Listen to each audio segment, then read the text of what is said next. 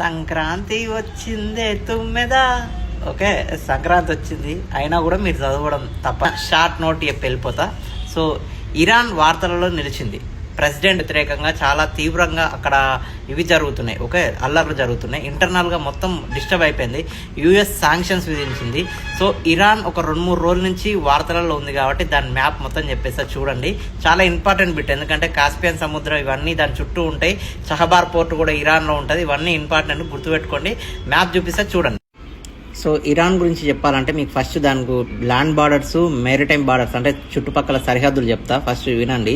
Iraq 1, 2, 3, 4, 5, 6, 7, 7 ఉన్నాయి మొత్తం, గుర్తుపెట్టుకోండి. Iraq, తుర్కమిస్తాన్, Afghanistan, Pakistan, Azerbaijan, Turkey, Armenia.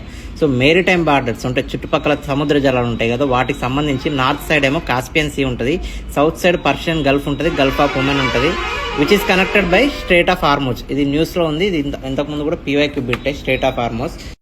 చూడండి, కాస్పియన్ సీ, అజర్బైజాన్ ఉంటుంది ఇక్కడ, ఇగో ఇక్కడ అర్మేనియా, నెక్స్ట్ ఇది టర్కీ, ఓకే, తర్వాత ఇరాక్, తర్వాత ఇగో ఇది Persian Gulf, okay, next Pakistan, Afghanistan, తుర్కమిస్తాన్.